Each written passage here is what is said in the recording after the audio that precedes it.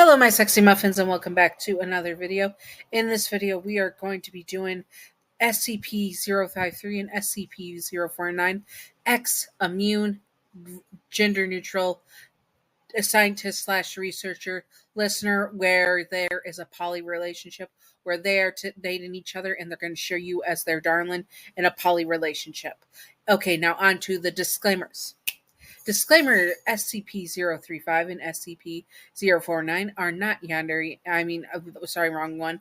Are not a canon couple. This is fiction and not to be taken seriously at all. Shipping fictional characters is fine. Just do not be illegal or gross about it. You know who you are, you dirty flaky biscuits. Disclaimer number 2. SCP-035 and SCP-049 are not Yanderean canon. This is just for fun and not to be taken seriously at all. Simping for fictional characters and Yanderes is fine. Just do not be illegal or gross about it. Once again, you know who you are, you dirty flaky biscuits. Yanderes are not ideal partners to have in real life. Also remember to separate fiction from reality and headcanon from canon. Thank you. Now let's get on to business. SCP-035 and SCP-049 have been on and off again together for a long time, over 500 years to be exact. They would do containment breaches and to spend time with one another. They were fond of each other, and the Foundation did not like the two being close together. During a breach, you met them both and found out that you were immune to SCP-049 and touch, and he could touch you, and also that you were able to wear SCP-035 without being unalived or having your body deteriorate or melt or disintegrate, whatever you want to call it. They both fell for you the moment they saw you, and during that same breach, they both agreed that you would have to be theirs and theirs alone. They wanted you to be their researcher, so they demanded they would work with the Foundation if they had time with you and you were their researcher. They get you to be their researcher and make sure they keep you by their side. Sorry, my tongue is not working today. They are the type of Yanderes that do not want to share you with anyone but them. SCP-035 is the more possessive and jealous type of the two Yanderes. Also, SCP-035, Possessive Mask, is more manipulative than SCP-049, the Doctor. And the Plague Doctor, to be specific. Anyways. And would be the type of Yandere to gaslight you and make you accept him and SCP-049. SCP-049 is more old-fashioned man and Yandere. He would take his time to court you and be sweet with you, making you little things, making you little things and being very loving with you. Oops, sorry, scrolled too far. There we go. It is not clear if SCP-049 is interested in you more than just being able to finally touch someone after so long. Actually, he is. It's just not clear to you, that is. SCP-035 is more forward and flirty with you, making his interests very clear on what he wants from you. The Foundation is a bit uneasy of having you work with these two that have this such interest in you when their interest for you comes to light. But the information they are getting from both of them is too good to pass up. So you are stuck as their researcher. They both abuse this as much as possible. They are the type of Yanderes that would not allow any rivals to be near you. SCP-049 would say that any rival he has, that said rival has the pestilence and would be unalived so fast and he would, or as he calls it, cure them from the pestilence. SCP-035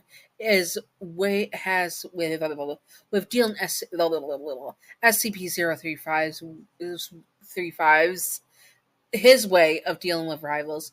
He gets into their head, messing with their minds, and making them go insane, either until they unalive themselves or they put him on. Either way, they are no longer a problem. They are both very protective of you and would not want any harm to come to you. You are theirs, and that means it is their job to keep you safe and sound. When they work together to be with you and take their time with you, to them they did not have to rush, and they could slowly make you love them, both of them, almost as if they were toying with you with how they were courting you. They would become more controlling as time goes on, especially SCP-035. He cannot stand the idea of anyone else being near you or you talking to anyone else. Also, SCP-035 was on your face and he made a connection to you where he could see every memory you had from the moment you were born and how you came into this world. So he knew every single man, woman, or person you had been attracted to, and he memorized their faces and vowed if he ever sees those people, he will take care of them for good, as they did not have a right to live because they stole a part of your love from him and SCP 049. SCP-049 is one of the ones that would lose his patience with you at some point. He is a very patient yandere, but at some point he will not be able to stand the sick people around you. How you could become sick and be taken away from him in SCP-035. It is unacceptable. He has to see you every day and make sure that you have not fallen ill and that he can make sure you stay healthy and safe. They would manipulate the Foundation to have more and more time with you, and the Foundation would be more than glad to throw you to your yanderes as the information they they are getting they value more that they value the information they are getting more than your life. SCP-035 and SCP-049 both know how to use this to their advantage. Sorry, my brain's buffered. If they cannot live without if they cannot live with you in the Foundation, then they will breach containment and take you with them. If the foundation ugh, it is up to the Foundation if they stay in line or not. They both fully confess to you together, and that is not just and then you realize it is not just teasing or companionship that they want, but that they are in love with you and wanted you to be theirs and theirs alone. If you accept their love, they would be over the moon and do a twisted threesome with you. I'm not giving details, where you learned a lot about their anomaly powers.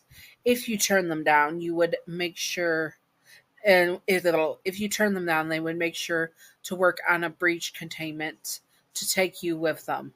Clearly, the Foundation has poisoned your mind, and you need to be away from the Foundation to see their love. They would make you see it. Mark their words. And now, on to the scenario. On to the scenario.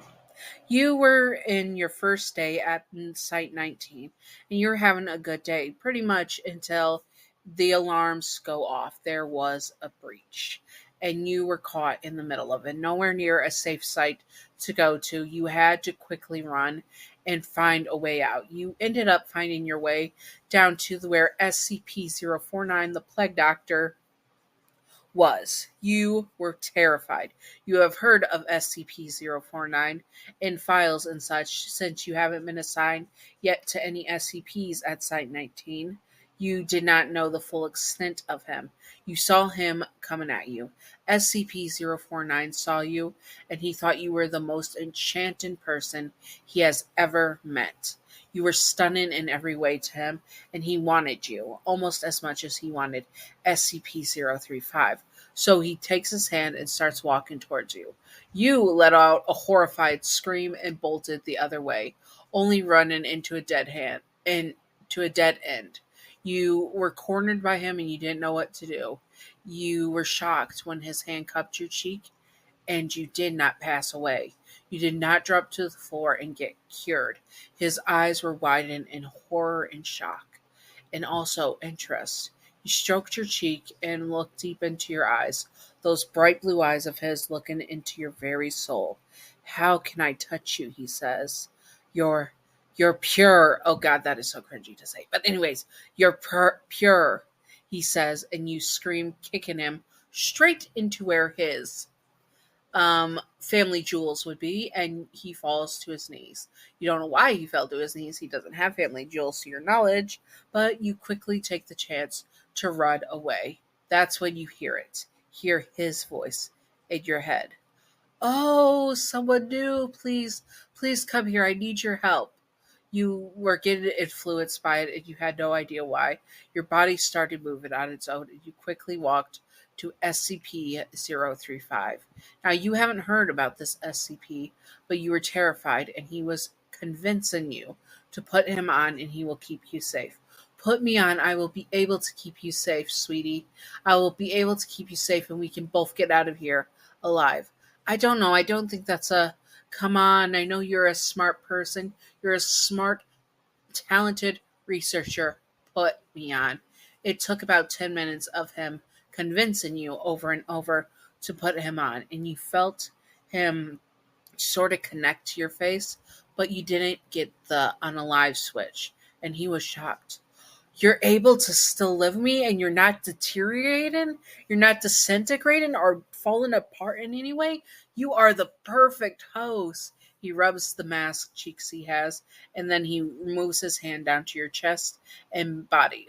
And your body is so nice, and I can actually communicate with you.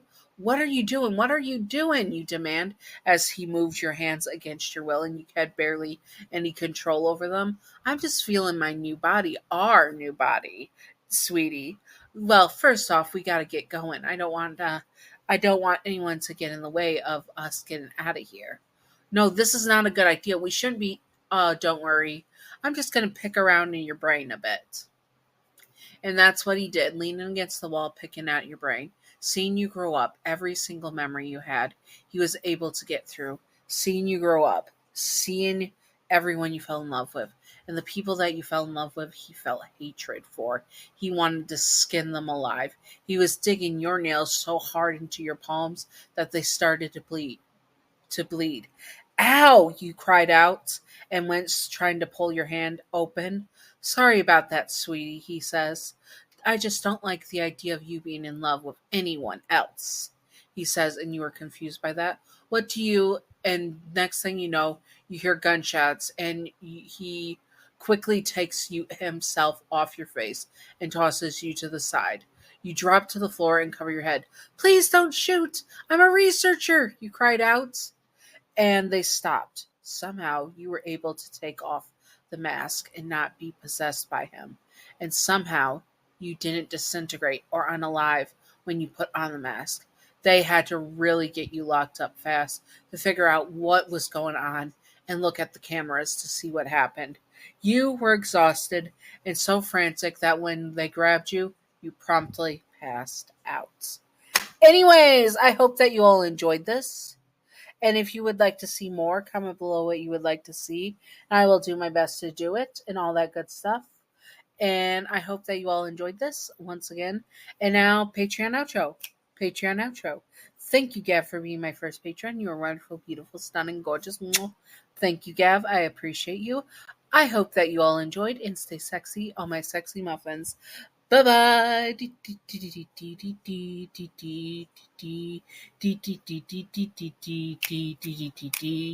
Secret outro time, secret outro time, secret outro time, secret outro, baseball bat.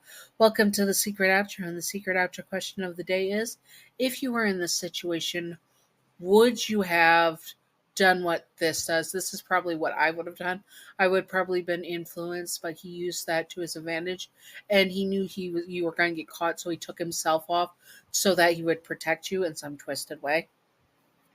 But yes, I would definitely 100% done everything in this. And would you smash both of them in a threesome? Smash or pass? I would definitely smash them both in a threesome. 100%. Anyways, I hope that you all enjoyed and stay sexy on my sexy muffins. Bye bye.